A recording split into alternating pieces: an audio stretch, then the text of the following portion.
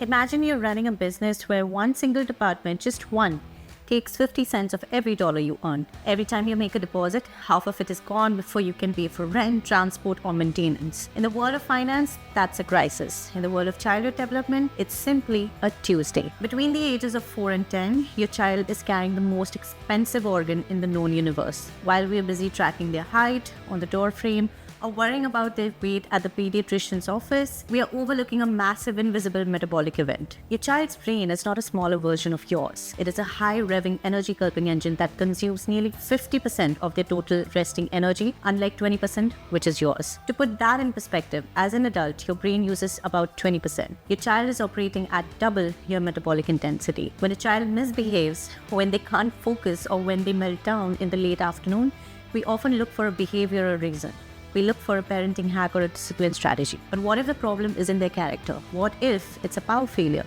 To understand why the tax is so high, we have to look at what the brain is actually doing these years. In the first 2 years of life, the brain is focused on structure. It's physically expanding, it's building the hardware, but after age 2 and lasting until about age 10, the mission changes. The focus shifts from physical size to functional wiring. This is the era of synaptogenesis and pruning. Your child's brain is currently a 24-hour construction site.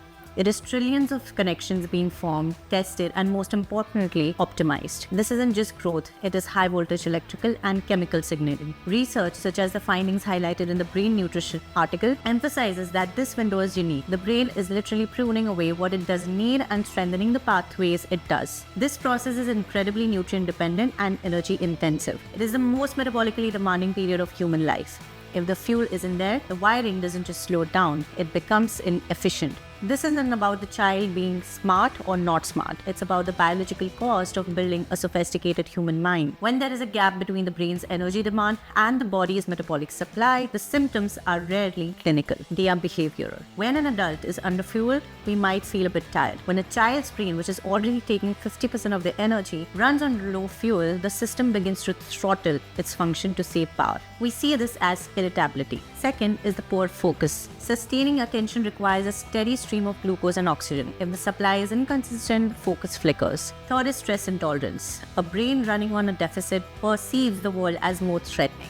Small setbacks feel like catastrophes because the brain lacks the metabolic buffer to handle them. Without sounding alarmist, we need to recognize that these aren't just phases. These are often signs of metabolic fatigue. The brain is trying to do a high-performance job on a low-performance fuel grade. So how do we close this gap? Traditionally, parents are told to focus on calories. But for a high-performing child, volume is less important than quality and timing. We need to move towards a quantified understanding of biology. It's not just about what they eat, it's about how their body processes the fuel.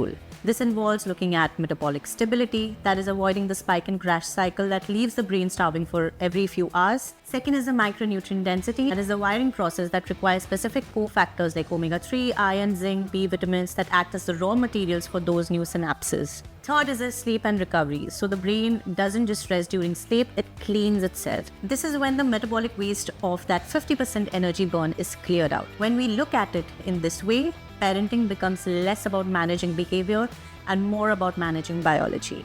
This is why we advocate for a philosophy we call at odds, called as the quantified health and performance. Instead of guessing why a child is struggling to focus, we assess their biology. We look at their metabolism, their recovery markers, and their cognitive fuel. The goal of odds isn't to create prodigies. It isn't about hacking childhood to make them faster or smarter than everyone else. It's more about protecting potential. Every child has a ceiling of potential. Our job as parents and as performance experts is to ensure that their biology is never the bottleneck. We want to ensure that when they want to learn, when they want to be kind, and when they want to explore, their brain has the 50% energy it needs to say yes. We live in a world that is very loud about what children should achieve, but very quiet about what they actually require to get there. As educated parents, we have to be the ones who look at the data. We have to be the ones who recognize the moody 10-year-old or the distracted 6-year-old might be just a high-performance body that is running on empty. By shifting our focus from weight and growth charts to brain metabolism and cognitive fuel, we aren't just helping them get through the day. We are supporting the very architecture of who they will become. It's a long-term investment. It's paying the 50% tax today so they can reap the rewards of a well-wired brain for the rest of their lives.